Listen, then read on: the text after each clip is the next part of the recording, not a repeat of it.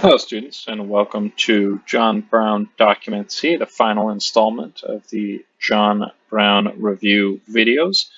Uh, Once again, a reminder, John Brown Document C, as well as John Brown Document A, Document B, and the culminating question, along with two other folders of your choice, are all due this Friday, May 22nd. We're going to go ahead and take a look at John Brown Document C right now. And John Brown document C is a letter to John Brown in prison.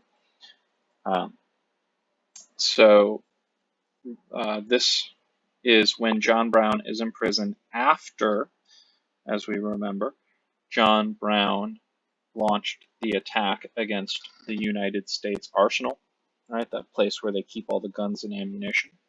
And so this is after he attacked it and tried to steal the guns and ammunition, and after he got caught and arrested while trying to do this.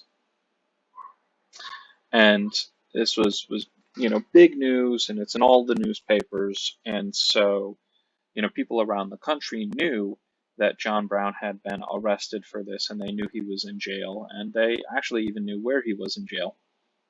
And so this woman sends him a letter, to tell him what she thought about him and what he did, both before and during his raid on the Harper's Ferry Arsenal.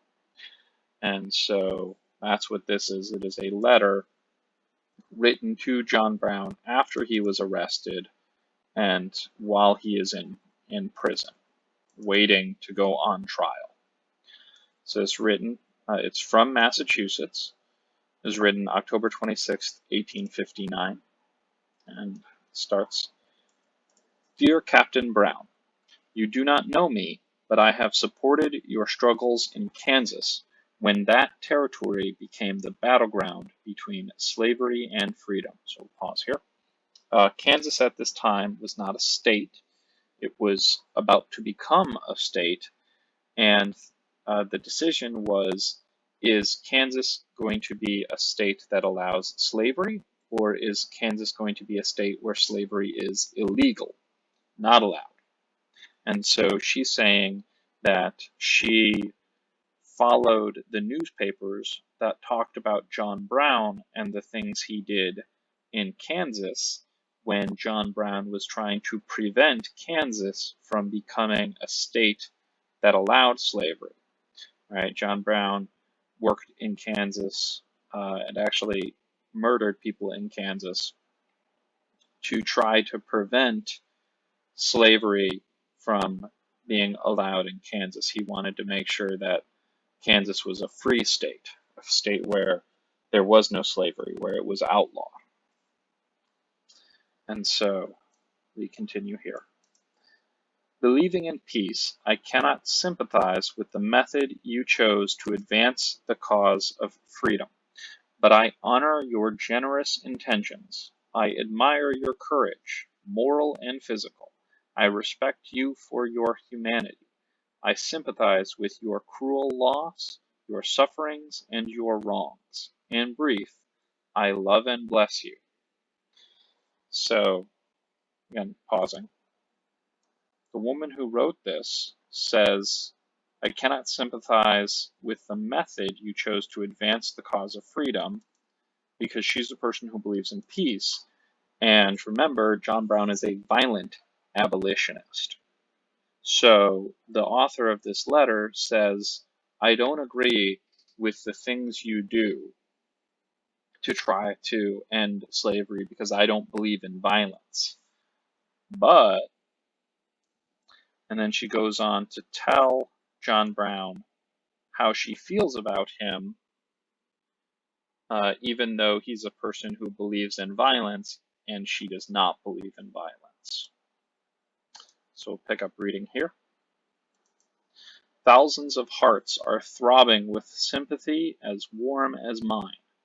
I think of you night and day, bleeding in prison, surrounded by hostile faces, sustained only by trust in God and your own strong heart. I long to nurse you, to speak to you sisterly words of sympathy and consolation. May God sustain you and carry you through whatsoever may be in store for you. So pause. Here, she's basically just saying, I feel bad that you are in prison. I feel sorry for the suffering and the difficulty you must be going through having to be in prison right now. And I wish I could help you and comfort you and make your life better, even though you are in prison. She closes.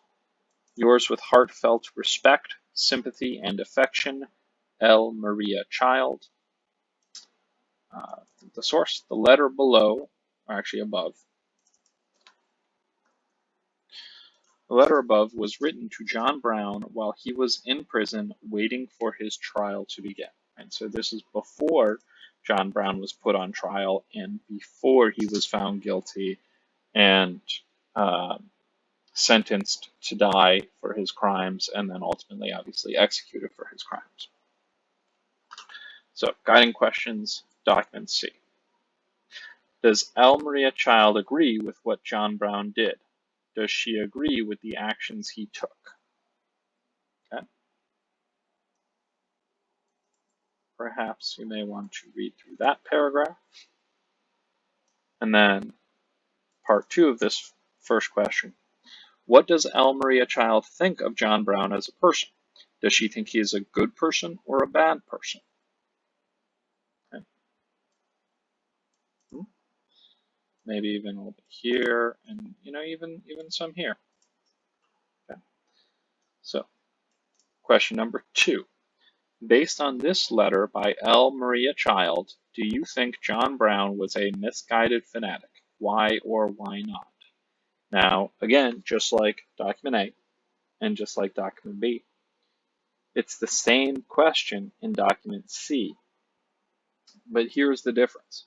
In document A, you only were thinking about what John Brown said in his speech and deciding, is John Brown a misguided fanatic? In document B, you were only thinking about what Frederick Douglass said about John Brown and saying, okay, according to Frederick Douglass, is John Brown a misguided fanatic? And now you're going to do the same thing, but you're only going to look at, you're only going to think about, you're only going to read document C.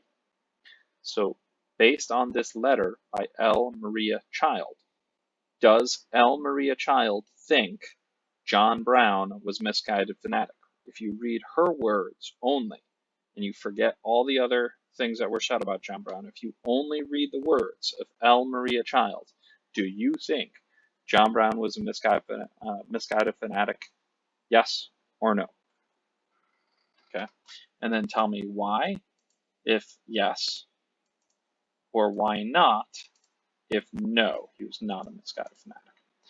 And then, same thing, you're going to find 3 pieces of evidence from the letter, 3 quotes, 3 sentences, 3 pieces of evidence from this letter that support your claim that he was a misguided fanatic or he was not a misguided fanatic. So if you said yes, he was, yes, I, based on what L. Maria Child said, yes, John Brown was a misguided fanatic. Find 3 pieces of evidence that show he was a misguided fanatic. If you say no, based on this letter by L. Maria Child, no, John Brown was not a misguided fanatic. Her words here didn't show that he was a misguided fanatic.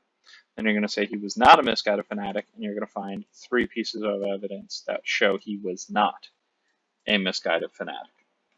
Okay. And with that, you'll be done with the 3 documents, document A, B, and C for John Brown, and you will only have to complete the culminating question. Reminding you once again that document A, B, and C and the culminating question for John Brown, along with 2 other folders of your choice, are all due Friday, May 22nd. You can turn them in early. I encourage you to do so, but just make sure you get them all done no later than 11:59 p.m. this Friday.